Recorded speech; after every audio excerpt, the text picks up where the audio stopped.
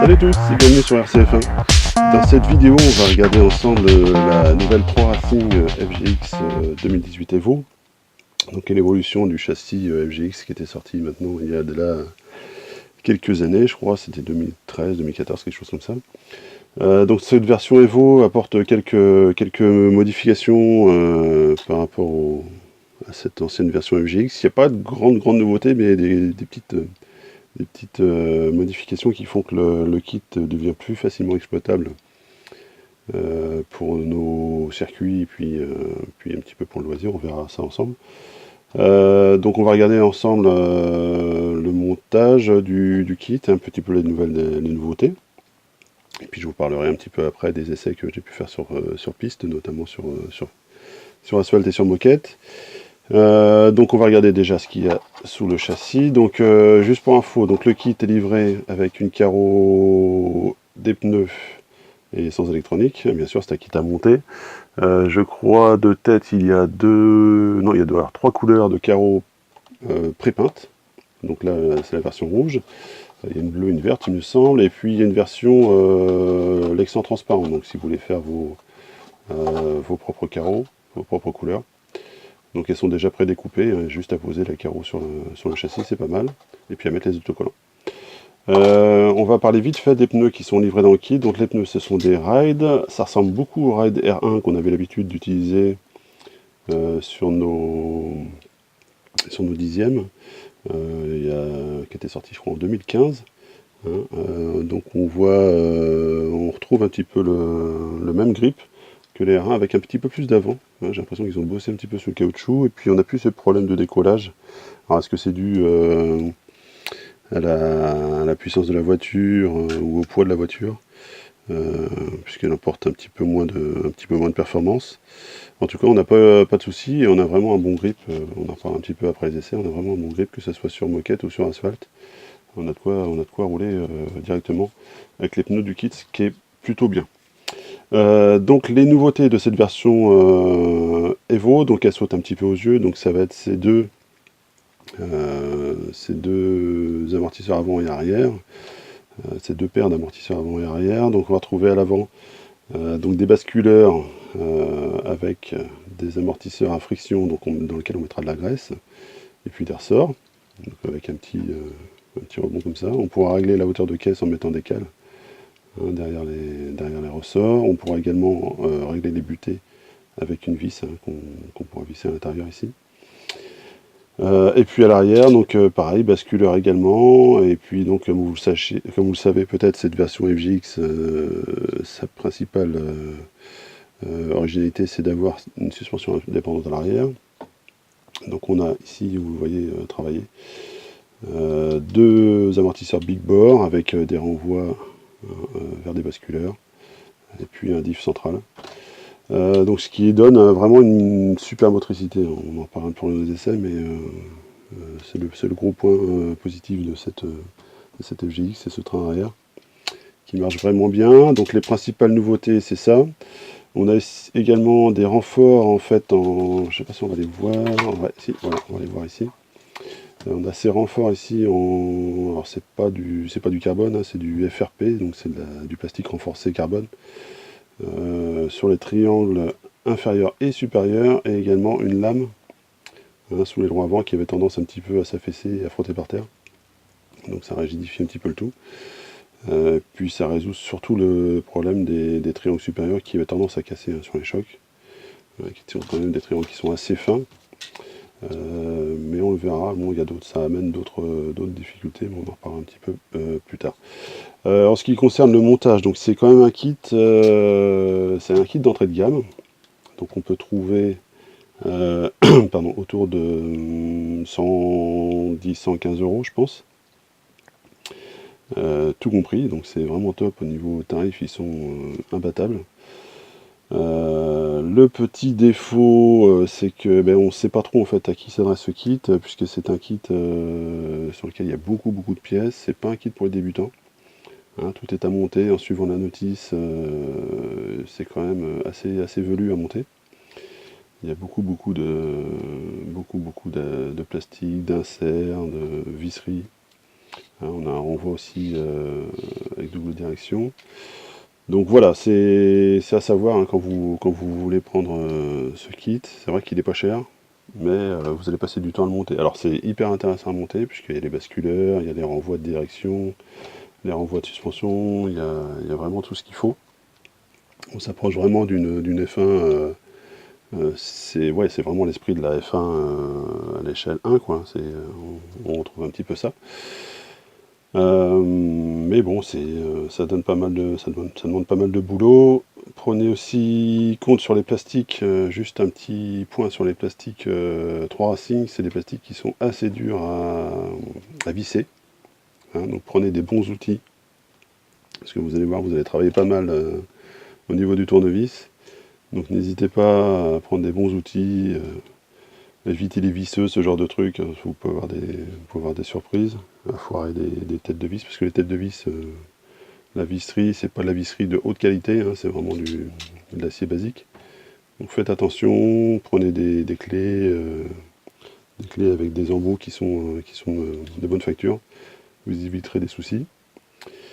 Et puis sinon, au niveau du montage, bon, le manuel est assez clair, il n'y a pas vraiment de difficulté. Il y a juste le train avant qui est un petit peu compliqué à monter, à régler au niveau de la chasse et tout ça.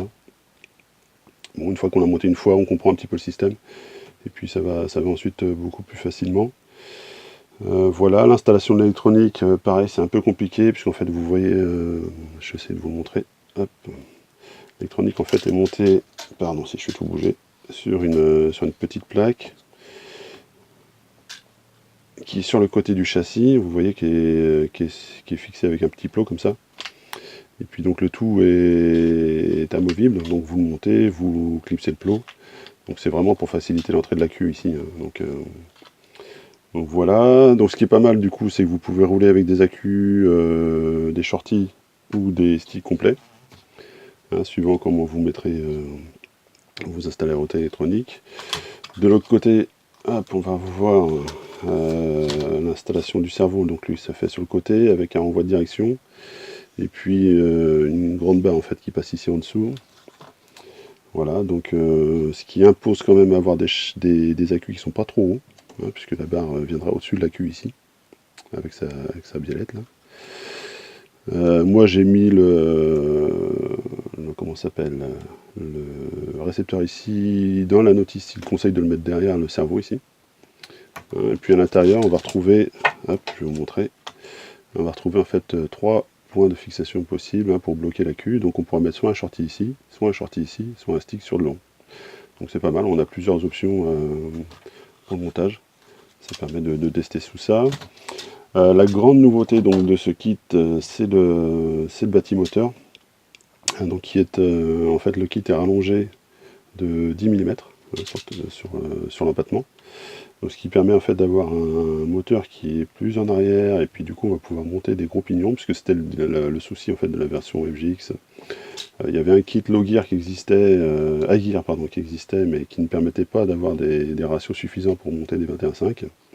On se retrouvait à plafonner très vite en vitesse de pointe. Donc cette version-là corrige ce défaut, donc on va pouvoir monter, comme ici, vous voyez, là je dois avoir un pignon de 38 ou 40. Donc c'est vraiment, on peut pouvoir monter des gros pignons, puis pouvoir rouler en extérieur, avec une vitesse de pointe satisfaisante. Donc on retrouve la cascade de pignon, comme je vous l'ai dit, un diff central étanche, dans lequel on pourra jouer aussi sur les graisses, hein, si on veut plus ou moins de motricité en sortie de virage, plus ou moins de comment ça s'appelle, de souplesse pour tourner. Donc on va durcir si on veut de la motricité, on va assouplir si on veut avoir plus d'angle de braquage, on va dire, plus de braquage. Voilà, et puis le petit bémol aussi, donc qui était déjà présent dans l'ancienne version, c'est les ailerons avant et arrière, puisqu'ils ne sont pas compatibles avec les normes des autres F1, donc ce sont des ailerons propriétaires, donc qui se montent ici sur la plaque de châssis supérieure, et puis à l'arrière qui se monte, hop, on va essayer de montrer, on ne verra pas grand chose. En fait il y a 2 vis derrière, puis 2 vis au-dessus. Donc voilà, ce sont des ailerons qui sont propriétaires, ils sont assez souples, hein, donc il n'y a pas trop de casse là-dessus.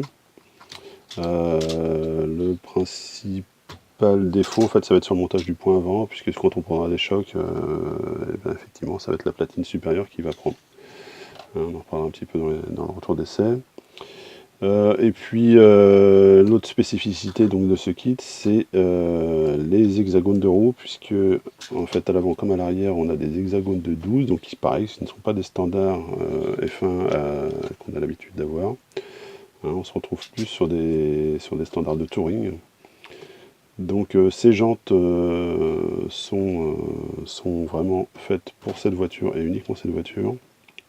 Vous pourrez aussi monter par exemple, si vous voulez vous faire plaisir, ce genre de pneus, là, des mousses pour 10e 200 mm par exemple, thermiques, hein, puisque c'est des hexagones de 12, ça marchera aussi. Si vous voulez, par exemple, rouler sur moquette en mousse, ça peut aussi être une option adéquate.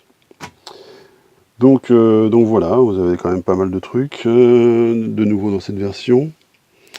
Donc bien sûr tout est plastique et FRP, il n'y a pas de carbone dans cette FGX, c'est Evo. Il y a quelques options qui existent, qu'on peut reprendre dans l'ancienne FGX, hein, des rigidifieurs pour le train avant, des basculeurs en alu, enfin ce genre de choses. Il y a encore des options qui marchent encore, qu'on pourra retrouver. Et puis qu'est-ce qu'on peut dire d'autre, ouais, le support moteur donc est en alu. Et puis donc toute la pignonnerie, il n'y a pas vraiment de difficulté là-dessus. J'ai pas eu de soucis pendant les essais. Et d'ailleurs, ah oui, si, aussi important, elle est livrée avec les barres de roulis à l'avant et à l'arrière, barres anti-roulis, donc ils sont directement dans le kit. Donc ça fait quand même pour une centaine d'euros, ça fait quand même un châssis qui est relativement complet, où on peut vraiment se faire plaisir d'entrée de jeu, qui est relativement bien optionné. Et puis ben, maintenant je vais vous laisser regarder un petit peu les vidéos que j'ai faites dans la salle de l'Atlantic Racing Club à Nantes, sur moquette. Et on sort pas là après cette petite vidéo.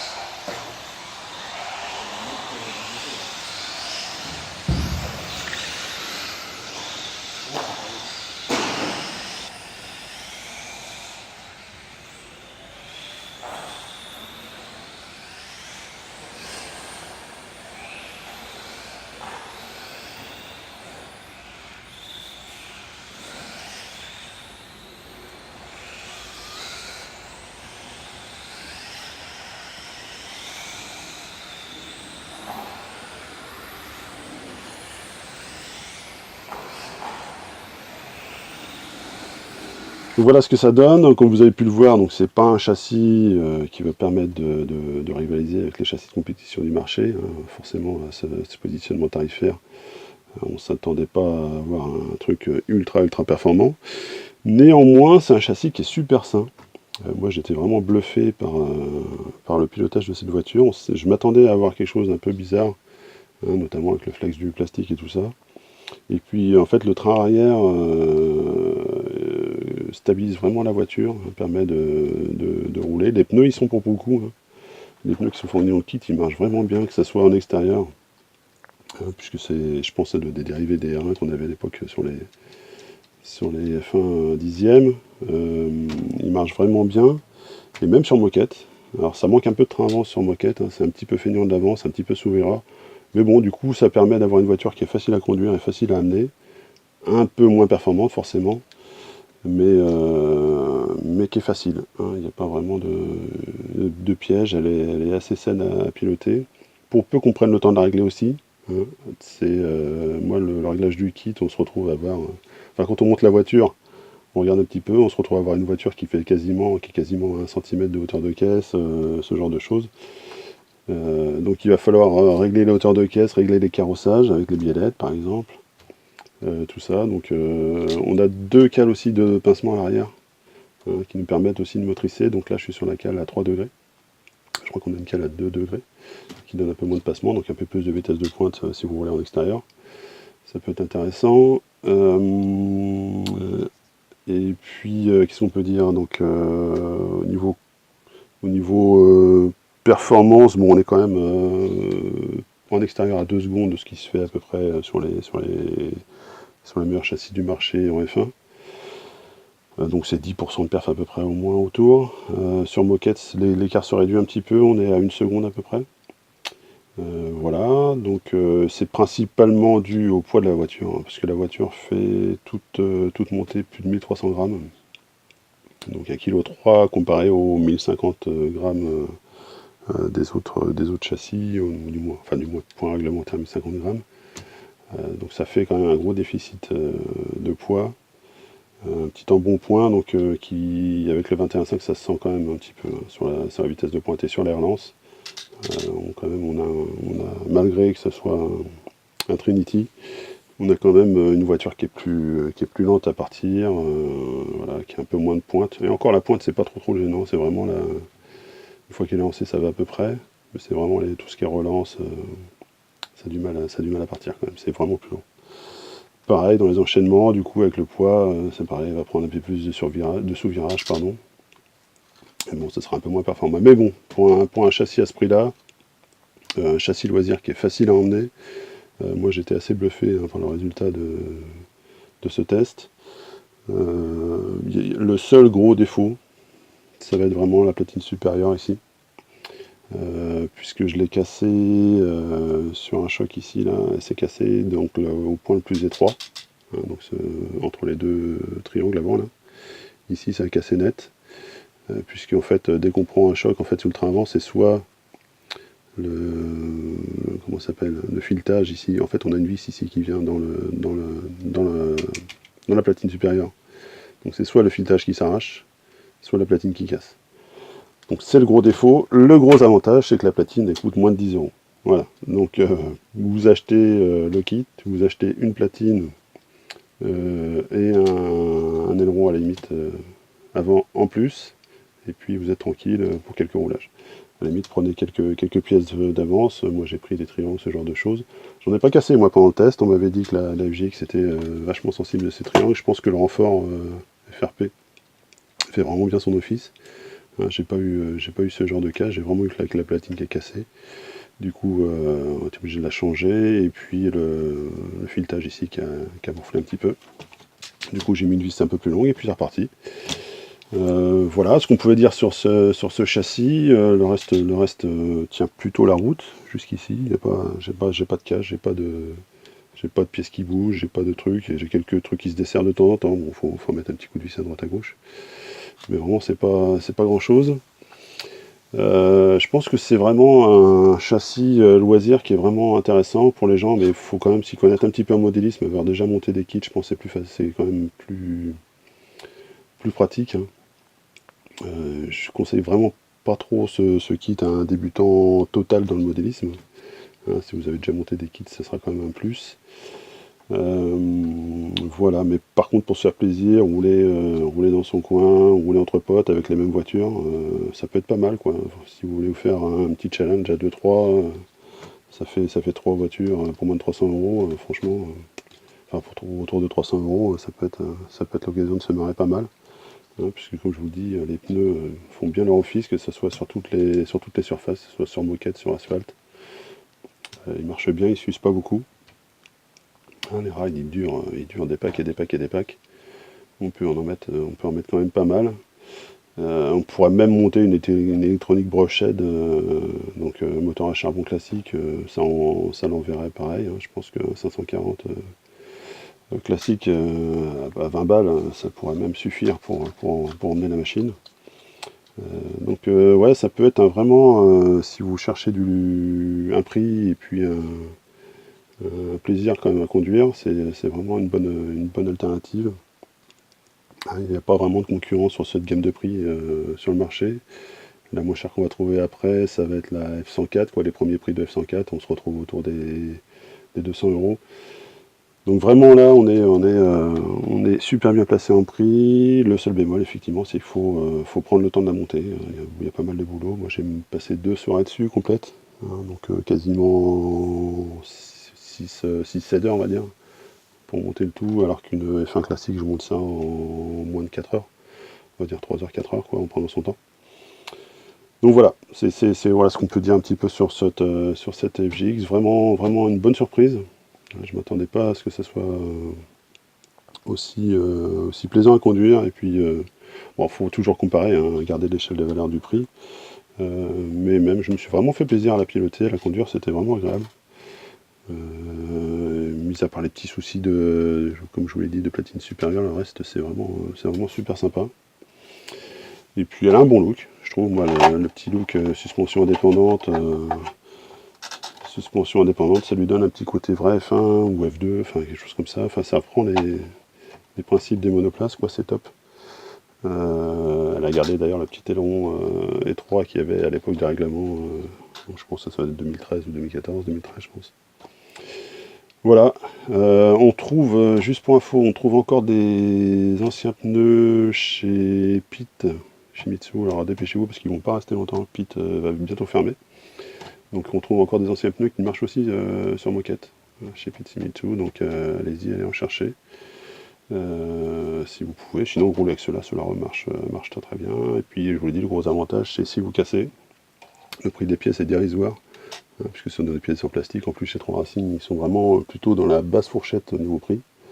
On a je peux vous montrer un petit peu des pièces comme ça, on a des kits de pignons, on a des triangles, voilà, un sachet de triangles comme ça, des triangles arrière, les bacs c'est 4 euros je crois, un truc comme ça, 3-4 euros. Donc vraiment, faut pas se priver. Prenez peut-être 20, 30, 40 euros de côté en plus pour acheter des pièces en plus à côté. Mais bon, on ne casse pas tant que ça, je vous l'ai dit, juste la platine centrale. Et puis le reste, c'est vraiment plaisant à piloter. Voilà, donc on va s'arrêter là pour ce test de cette FGX Evo 2018. Comme d'habitude, je vous invite à vous abonner à la chaîne YouTube si ce n'est pas déjà fait, et puis aller faire un petit tour sur notre page Facebook rcf1.fr, et puis le forum comme d'habitude rcf1.fr si vous voulez participer à la vie de la communauté francophone F1. N'hésitez pas à vous inscrire et puis aller faire un petit tour, il y a pas mal d'articles qui tournent en ce moment. Nous on se retrouve dans une prochaine vidéo, et d'ici là je vous dis roulez bien. Allez, ciao!